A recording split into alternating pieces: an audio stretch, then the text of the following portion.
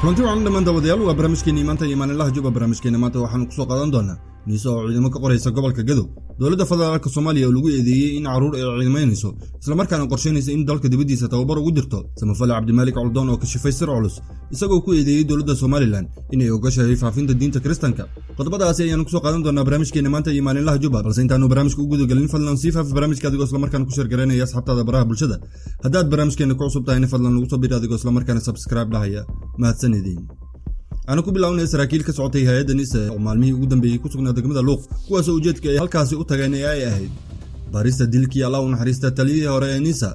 قبل كجدو بكال كوكي أي ورر أن له بين كسو بحيان إن كسو يادك تهي إن لهلو وررك رسمي أيا هدنا وررك وحي شيئا إن يوجدين ديلك يتوهنا صباحيا أيا هدنا دانك كلا وحي إسرائيل باريستا ودين هالكاسي كبلاوين أرينكله حكت مالين لها جوبا أوهلي أيا تلمامي سي إندك مدى اللوق لقى بلابي qorista dhalinyaro laga dhigayo ciidanka ka tirsan dawladda federaalka Soomaaliya kuwaas oo loo qaaday doono dalka Masar isla markaana halkaas lagu tababari doono inta la og yahay ku dhawaad 300 oo dhalinyaro ah ayaa laga qoray degmada Luuq kuwaas oo maalmaha soo socda loo qaadi doono magaalada Muqdisho sidoo kale waxa ka soo baxaya degmada Luuq qiisad cusub oo u dhaxaysa ciidamada dawladda iyo dad shacab ah kadib markii uu amray gudoomiyaha degmada Luuq Cali Kadiye dhisitaan ciidamada dawladda ay dhisanayaan dhul ay leeyihiin dad shacab ah tiro badan oo shacab ayaa diiday in dhulkooda xoog looga qaato kuwaas oo ku sameeyay hortaag inuu hirgalo amarka gudoomiyaha degmada Luuq mid kamid ah gaadiidka dagaalka ayaa xalay ka soo gudbay xuduudka Kenya kaasoo la geeyay guriga uu ku degan yahay degmada Luuq Cabdirashiid Janan ayaa loo diyaarinayaa in la saaro qori wararku waxay sheegayaan in la filayo in shir jaraa'id ay qabtaan Cabdirashiid Janan iyo Farataag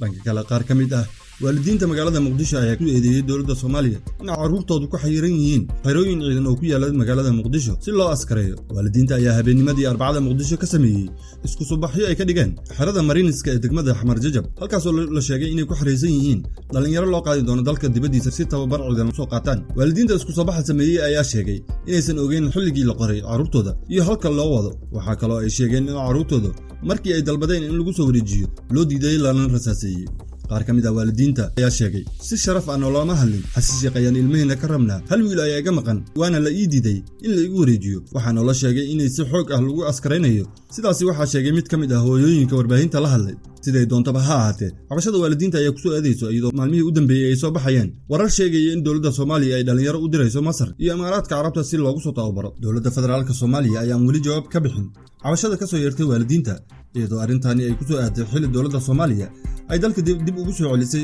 qaar kamid ah ciidamadii lagu tababarayay dalka Eritrea ugu dambeyntii Suxufi Cabdimaalik Coldoon ayaa laga sii daayay xabsiga weyn ee Hargeysa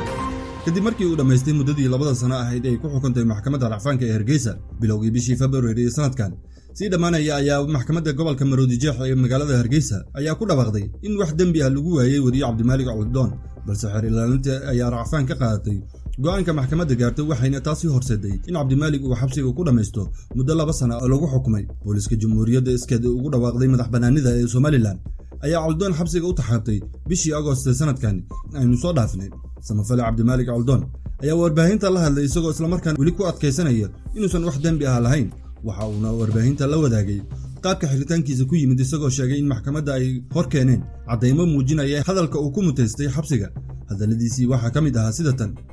cadeymaha maxkamadda keenay gabadh gudoomiye ka jaamacadda barwaaqo oo leeyahay Joy Ciise gabadhaasi waxaanu keenay Twitter baanu keenay qoraal ay qortay kaniisadii soo dirtay ay qortay oo ay leedahay waxaanu u ducaynaynaa Joy Ciise oo Soomaaliland u tagtay hawlad diimeed baanu keenay inkastoo kaniisadii markii dambe ka saarto ay tiri arrimo yani mashquul laha gabadhani oo si khaldan buu qoraalku nooga baxay ayaanu keenay labada qoraal buu keenay waxaanu kala maxkamadda keenay gabadh la yiraahdo Christina Bowden oo ka dhigta jaamacadda Barwaaqo oo macallimada oo u ololeysa yani LGBT waliba qaybta tiida oo ah isxawilida in rag iska dhigaan dumar iska dhigaan dumarku rag iska dhigaan sawiradeedii iyadoo calankii muxuu hayay dadka LGBTQ+ iyadoo ku xardhan baanu soo bandhignay maadaama annagana leedaynay annaguna waxaan idhi baltaana yaagade ayaanu nidhi maxkamaddaanu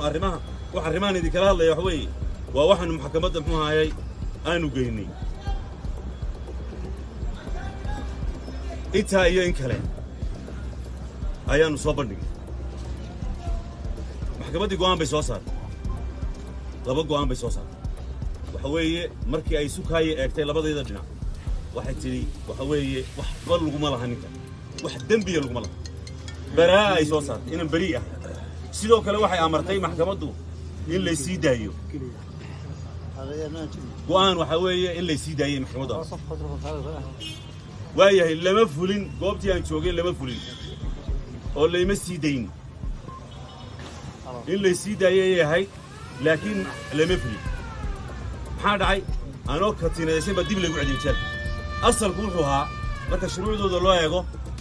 in qofka dee markuu muxuu maxkamaddu ay beri ka dhigto inuu baxo laakiin lama sii dayn intaas ayaan ku soo gabagabaynaynaa barnaamijkeena maanta iyo maalinlaha Jubba magacaygu waa Ismaaciil Kulmiye aniga iyo bahda wargeyska maalinlaha Jubba waxaan idin leenahay ismaqal dambe oo xiiso leh nabadgelyo